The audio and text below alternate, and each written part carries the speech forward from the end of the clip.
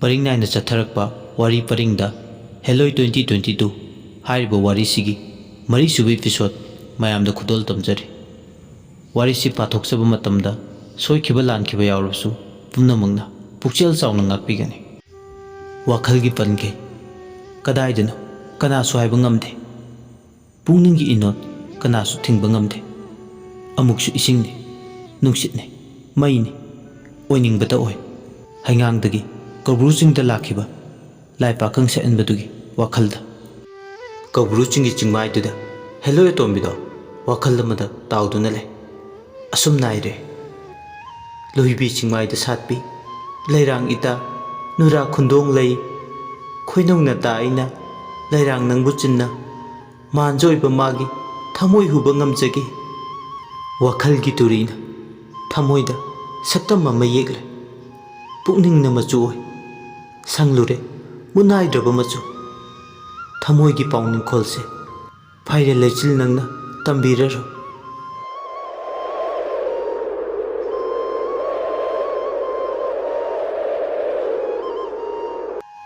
asi harga mathanta nungaiba wakhal tauduna hello etombido mathanta momonoi asumna wakhalna momonok linge machi helna magi nakta lakla machin manawani do awai khum tawne Hai, kaidawrige duda is wakhal nungai bahai dunine nangi se yare biche lawai lakpido tawdu sharu haining bado hairo yengoi nang haujingmak miram lenda chattaba yadre numidang sida aidi thanta karigi Imphal mayol da leiba kaithel lairimbi makharom thangba nambul tudel gi mapan khongnang makhong da leiba Ima konsabigi khubam da chatlaga ima da mina kalamba hairado lawrucho kadau duiba dudi tinmu lai mu taibada kabuk haibo changdauri hoi phare lawrugi che nangi haunabi ne nongalamdai da hanjilakpa dudi yaroi ko haujik pung tara tare baro nang naba lau hoi che bema asi haram laga hello etombido lairam lenda lairam badai Taibung miriam nanda machinda hayum asi harga phuklauna phaudore mana phaudore bado migi wapal goiba maning maya amada phuklauna phaudore haima kaino aina migi maning maya sida adusu yongchak pantha sida hoima sire me asi harga hello etomido machin mele hello etomido ok tawre machin du khumnaga thajin dusu chingdang nu wangkhale adubu tu hangoi ba phawre bodo phanaba migi maning maya toilet ma padu da leiram badagi khara safaga daba mafam amada chentore ningsha sordo chaunu hondoe aduga haire sana laibak sida yongchak chadaba mise leitre YouTube da yongchak sabi amasu mukbang tawda laibak phaida aise makhoi gi maning mya daga atamnana phuklongna phawdo hudrido natradi ai moi maning mapa daga phawrum labadi drip yandana leiram batai asi yarga masado mihul mafam tale mihul gi khongthang duna khar hek tap tharakpa haujikti ma khairamban ima ka thel longna bahaituna makhong duna prap thang duna Turen mapal ka tainaba khong lambi leiba wapal ka tainaba domda lai ikang thawi bana mayang kangbi nambul tudelsu tapna mong hadana chele mana laklibam pado sagolmal mapawin tawi thengna koina nambul magi chelna kangsup chingkhongdagi phai duna chele sarangna matamdo pung 12 khara hel numidangdugi matamduda madi kaithel longna bahaiduna wapal marumduda isai ngangangduna lakpa chatlambadagi chaplepe wapal marumduda nupa amana machinda harakpatu tare haikar mula sa enbi wai si tarubada haima magi se hello ekhoi kaurini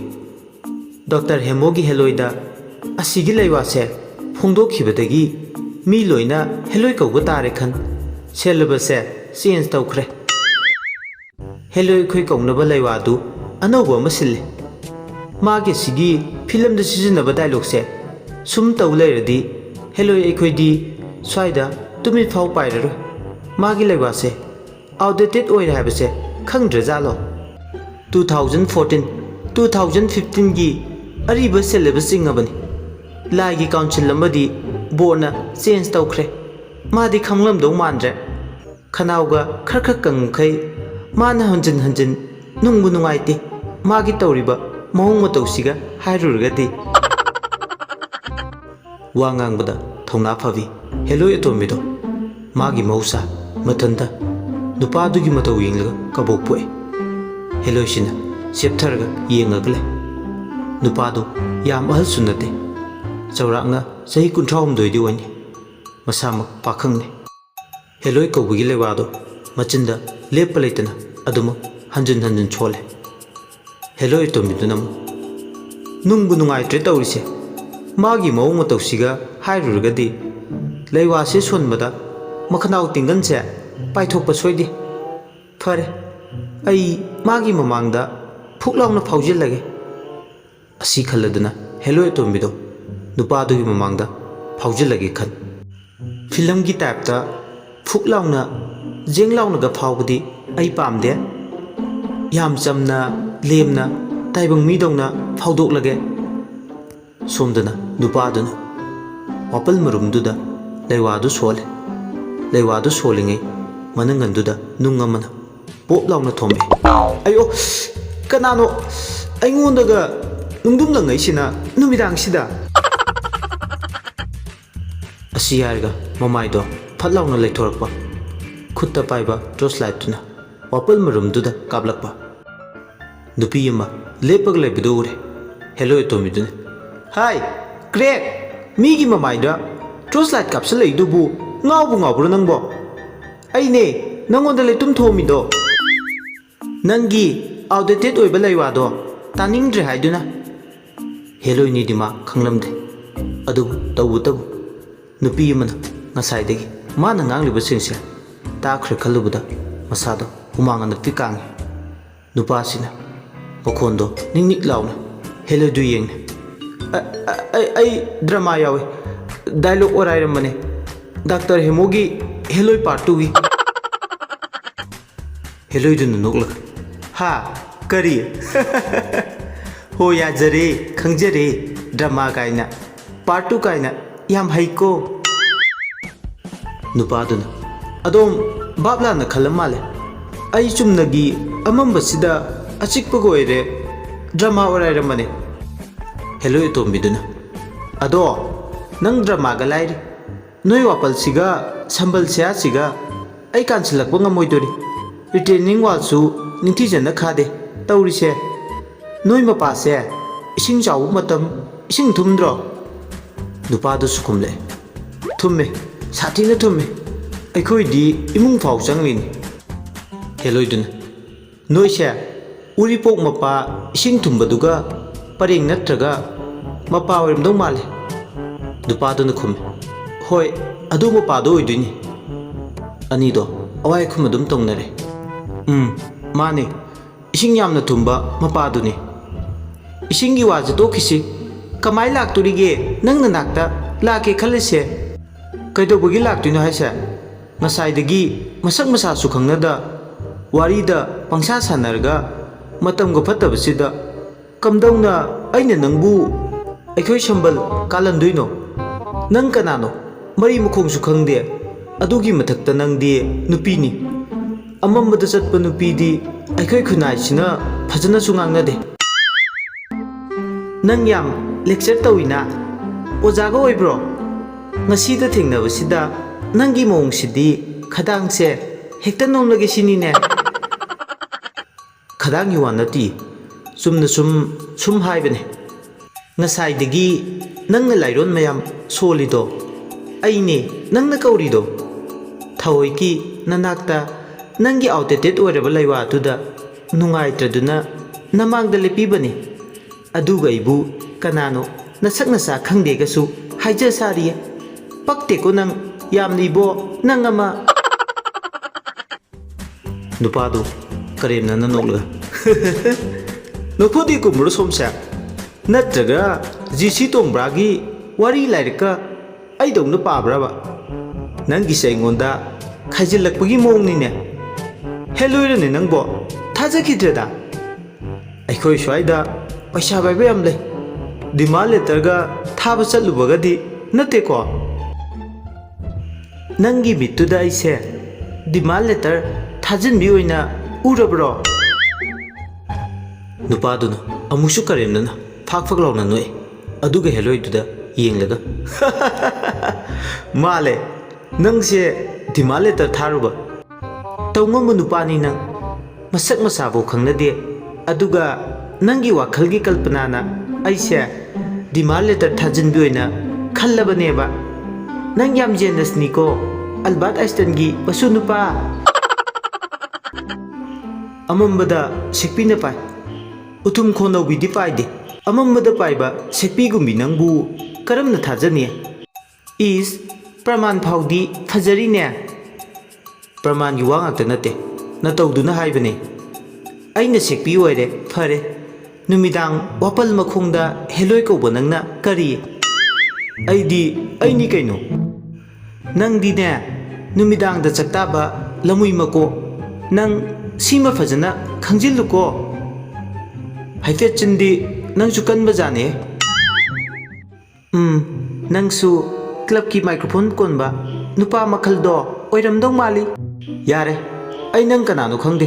ꯃꯇꯝꯒ ꯐꯠꯇꯕꯁꯤꯗ ꯆꯠꯂꯧꯔꯣ ꯑꯁꯨꯝꯅ ꯍꯦꯛ ꯍꯥꯏꯕꯒ ꯍꯦꯂꯣꯏ ꯑꯇꯣꯝꯕꯤꯗꯣ ꯃꯈꯣꯡ ꯂꯩꯕꯥꯛ ꯇꯥꯔꯝꯕꯗꯒꯤ ꯄꯥꯏꯈꯠꯂꯛꯂꯒ ꯁꯝꯕꯜ ꯑꯃꯗꯤ ꯋꯥꯄꯜ ꯃꯊꯛ ꯂꯥꯟꯊꯣꯛꯂꯒ ꯐꯖꯕꯤ ꯃꯄꯥꯜ ꯅꯥꯏꯗꯦ ꯐꯖꯕ ꯁꯨꯃꯠꯄ ꯄꯨꯝꯅꯃꯛꯀꯤ ꯇꯨꯡꯅꯐꯝ ꯃꯥꯅ ꯑꯣꯏꯔꯤꯕꯅꯤ ꯃꯌꯥꯝꯗꯒꯤ ꯄꯨꯡꯍꯦꯟ ꯍꯦꯜꯂꯤ ꯍꯥꯏꯅꯔꯤꯕ ꯆꯥꯡꯗꯝꯅꯤꯡꯉꯥꯏ ꯂꯩꯇꯅ ꯐꯖꯕꯤ ꯍꯦꯂꯣꯏ ꯑꯇꯣꯝꯕꯤꯗꯣ ꯃꯥꯒꯤ ꯃꯇꯤꯛ ꯃꯌꯥꯏ ꯄꯨꯝꯕ ꯐꯨꯗꯣꯛꯂꯒ ꯅꯨꯄꯥꯗꯨꯒꯤ ꯃꯥꯡꯗ ꯂꯦꯞꯂꯔꯦ ꯇꯧꯔꯤꯕ ꯃꯑꯣꯡ ꯃꯇꯧꯗꯨꯗ ꯉꯛꯂꯗꯨꯅ ꯅꯨꯄꯥꯗꯨꯅ ꯍꯦꯂꯣꯏ ꯑꯇꯣꯝꯕꯤꯗꯣ ꯃꯌꯥ ꯀꯥꯔꯒ ꯌꯦꯡꯗꯨꯅ ꯂꯩ ꯍꯦꯂꯣꯏꯗꯣ ꯉꯁꯥꯏꯈꯩꯗꯤ ꯅꯨꯄꯥꯗꯨꯒꯤ ꯃꯁꯛꯇꯣ ꯐꯖꯅ ꯎꯔꯝꯗꯕꯅꯤ ꯑꯗꯨꯕꯨ ꯅꯛꯁꯤꯜꯂꯛꯂꯕ ꯀꯥꯟꯁꯤꯗ ꯃꯌꯦꯛ ꯁꯦꯡꯅ ꯎꯔꯦ ꯅꯨꯄꯥꯁꯤꯒꯤ ꯁꯛꯇꯝ ꯊꯣꯏꯅ ꯍꯦꯟꯅ ꯇꯥꯗꯦ ꯑꯅꯤꯃꯛ ꯃꯤꯠꯀ ꯃꯤꯆꯥꯟꯅꯩ ꯍꯦꯂꯣꯏꯗꯨꯒꯤ ꯃꯤꯠꯌꯦꯡꯒ ꯄꯥꯈꯪꯗꯨꯒꯤ ꯃꯤꯠꯌꯦꯡꯒ ꯄ꯭ꯂꯁ ꯇꯧꯁꯤꯜꯂꯦ ꯅꯨꯄꯥꯗꯨ ꯃꯁꯥꯗ ꯊꯥꯖꯕ ꯐꯥꯎꯔꯦ ꯍꯦꯂꯣꯏ ꯑꯇꯣꯝꯕꯤꯗꯨꯒ ꯃꯤꯆꯥꯟꯅꯕꯗ ꯃꯁꯥꯗꯣ ꯇꯨ ꯈ꯭ꯌꯥꯎ ꯈ꯭ꯌꯥꯎ ꯆꯨꯡꯉꯤ ꯅꯨꯄꯥꯁꯤ ꯎꯕꯃꯛꯇꯗ ꯍꯦꯂꯣꯏ ꯑꯇꯣꯝꯕꯤꯗꯣ ꯃꯥꯅ ꯉꯁꯥꯏ ꯊꯦꯡꯅꯈꯤꯕ ꯂꯥꯏ ꯄꯥꯈꯪꯗꯨꯒ ꯃꯁꯛ ꯍꯥꯏꯐꯦꯠ ꯃꯥꯟꯅꯕ ꯈꯗꯥꯡ ꯇꯥꯔꯛꯄ ꯃꯄꯥꯗꯨꯗ ꯃꯥꯁꯨ ꯉꯥꯎꯈ꯭ꯔꯦ ꯍꯦꯂꯣꯏ ꯑꯇꯣꯝꯕꯤꯗꯨꯅ ꯃꯤꯐꯝ ꯍꯣꯡꯕ ꯉꯝꯗꯅ ꯂꯩ ꯋꯥꯄꯟꯗ ꯁꯤꯜꯂꯛꯄ ꯅꯨꯡꯁꯤꯠꯅ ꯑꯀꯪꯕ ꯎꯅꯥꯅ ꯀꯦꯟꯕꯒꯤ ꯂꯦꯡ ꯆꯠꯄ ꯃꯈꯣꯜ ꯃꯔꯛꯇ ꯊꯃꯣꯏꯁꯨ ꯇꯅꯤꯛꯄ ꯐꯥꯎꯅꯔꯦ ꯑꯅꯤꯗꯣ ꯑꯋꯥꯏꯈꯨꯝ ꯇꯧꯅꯔꯦ ꯍꯧꯖꯤꯛꯇꯤ ꯊꯥꯖꯔꯕ꯭ꯔꯥ ꯑꯩ ꯍꯦꯂꯣꯏꯅ ꯍꯥꯏꯁꯦ ꯑꯇꯦꯟꯕ ꯄꯥꯎꯈꯨꯝ ꯄꯤꯔꯛꯄꯁꯦ ꯌꯥꯝ ꯄꯛꯆꯗꯤꯌꯦ ꯅꯪꯅ ꯎꯝꯗꯒ ꯂꯣꯏꯁꯤꯜꯂꯦ ꯉꯁꯥꯏ ꯃꯁꯣꯡ ꯐꯟꯈꯤꯕꯗꯧꯅ ꯀꯔꯤ ꯀꯔꯤꯅꯣ ꯉꯥꯡꯅꯤꯡꯕꯗꯣ ꯉꯥꯡꯍꯧꯔꯣꯗꯅ ꯑꯩ ꯂꯥꯜꯂꯦ ꯀꯅꯥꯅ ꯊꯥꯖꯔꯨꯅꯤ ꯍꯣ ꯃꯇꯝꯅ ꯆꯥꯎꯈꯠꯄꯒꯤ ꯃꯇꯨꯡꯏꯟꯅ ꯍꯦꯂꯣꯏ ꯑꯩꯈꯣꯏꯁꯨ ꯑꯞꯒ꯭ꯔꯦꯗ ꯇꯧꯔꯦ 5G 6Gꯒꯤ ꯃꯇꯝꯁꯤꯗ ꯍꯦꯂꯣꯏ ꯑꯩꯈꯣꯏꯅ ꯐꯤꯂꯝꯗ ꯂꯤꯂꯥꯗ ꯖꯦꯡ ꯅꯠꯇ꯭ꯔꯒ ꯗꯦꯡ ꯍꯥꯏꯔꯒ ꯄꯥꯏꯊꯣꯛꯀꯅꯤ ꯍꯥꯏꯕ ꯂꯩꯇ꯭ꯔꯕꯅꯤ ꯑꯄꯪꯖꯥꯎ ꯌꯥꯝꯅ ꯑꯞꯗꯨꯇꯦꯠ ꯑꯣꯏꯕ ꯍꯦꯂꯣꯏ ꯊꯦꯡꯅꯕꯁꯦ ꯋꯥꯈꯜꯒꯤ ꯌꯥꯝ ꯅꯨꯡꯉꯥꯏ ꯇꯧꯔꯤꯁꯦ ꯃꯣꯟꯗꯥ ꯅꯨꯡꯉꯥꯏꯕꯤꯒ ꯇꯧꯏ ꯅꯪꯒꯤ ꯅꯃꯤꯡ ꯀꯔꯤ ꯀꯧꯏ ꯁꯂꯥꯝ ꯅꯤꯔꯥꯖ ꯀꯧꯏ ꯃꯤꯡꯒꯗꯤ ꯑꯁꯇꯥꯎ ꯃꯃꯤꯡ ꯑꯃ ꯊꯣꯟꯖꯤꯜꯂꯒ ꯄꯦꯜꯂꯦꯗꯀꯣ ꯅꯪꯁꯨ ꯃꯤ ꯂꯣꯏꯅ ꯍꯥꯏ ꯄꯦꯟꯈꯤꯅꯣ ꯑꯝꯇ ꯅꯪꯒꯤ ꯅꯇꯧꯗꯨꯗ ꯑꯩꯅ ꯅꯨꯡꯁꯤꯗꯅ ꯂꯛꯅꯕꯅꯦ ꯅꯨꯡꯁꯤꯕ ꯄꯜꯂꯛꯄ ꯃꯇꯥꯡꯁꯤꯗ ꯑꯣꯏꯔꯦ ꯍꯦꯂꯣꯏ ꯑꯇꯣꯝꯕꯤꯁꯤꯒꯤ ꯋꯥꯍꯩꯗ ꯅꯤꯔꯥꯖꯇꯣ ꯊꯃꯣꯏꯗꯣ ꯅꯨꯡꯁꯤ ꯇꯣꯔꯕꯥꯟꯗ ꯅꯥꯟꯊꯨꯔꯦ ꯊꯔꯣ ꯃꯥꯔꯣ ꯑꯣꯜꯂꯒ ꯅꯨꯡꯁꯤ ꯏꯄꯥꯛꯇ ꯇꯥꯁꯤꯜꯂꯦ ꯍꯦꯂꯣꯏ ꯑꯇꯣꯝꯕꯤꯗꯨꯗ ꯃꯤꯠꯇꯣ ꯀꯨꯞꯇꯕ ꯃꯈꯩ ꯑꯗꯨꯃꯛ ꯌꯦꯡꯗꯨꯅ ꯂꯩ ꯍꯦꯂꯣꯏ ꯑꯇꯣꯝꯕꯤꯗꯨꯁꯨ ꯅꯤꯔꯥꯖꯇ ꯌꯦꯡꯗꯨꯅ ꯂꯩ ꯍꯦꯂꯣꯏ ꯑꯇꯣꯝꯕꯤꯗꯨꯅ ꯀꯩꯅꯣꯝ ꯍꯪꯒꯦ ꯅꯤꯔꯥꯖ ꯏꯊꯛ ꯊꯛꯀꯠꯂꯒ ꯈꯨꯝꯃꯤ ꯀꯔꯤꯅꯣ ꯍꯪꯗꯣꯏꯅ ꯅꯪꯒꯤ ꯆꯍꯤ ꯃꯇꯥꯡꯁꯤꯗ ꯍꯦꯂꯣꯏ ꯀꯧꯕꯤ ꯁꯥꯟꯅꯔꯤꯁꯤꯕꯨ ꯀꯔꯤꯒꯤꯅꯣ ꯂꯥꯏꯔꯤꯛ ꯄꯥꯔꯒ ꯂꯩꯒꯦꯗꯤ ꯍꯥꯏꯗ꯭ꯔꯒ ꯅꯤꯔꯥꯖꯅ ꯂꯥꯏꯔꯤꯛꯁꯨ ꯑꯣꯏꯗ꯭ꯔꯦ kabak sabak khara de heure ai nangonda wadi lolaroi tuye phawdang pasti usina sina tamore condition fattabana makhadi tamthaba ngamdre hello itomidu nari nangi wase taba yam nungaite ado hello ekhoi kauraga sanadui sharuk kai kai no tawba yaba thabak toksin ge di leite atomidugi wahaituda ikai ba phawe thabak si lau thiringe ikai ki amadi mini kari haikini nainari da subu numbai kairingai da sanglaba chai kya amasu mangan khre atombiduna sum tumina lesinba niras ki mataududa nungai tramale amuk haire kaidore aigi wasida wakai gi yawrbro tumina lesillidubo niras na kume yawdeda naha noina game sanabada edik subadona hello ekhoi kokthok koksin sanabase nongma natraga nongmadi soidana edik sugani ngasina nangi ahanba madi aroibo oyo hello ekhoi kauraga sanaba to aina hairise nangbu faningduna haibani wadan nungaiba yadabani aduga nungainaba lambi thibada shortcut tawbase kanadabani tungda lasting yam oiroi ado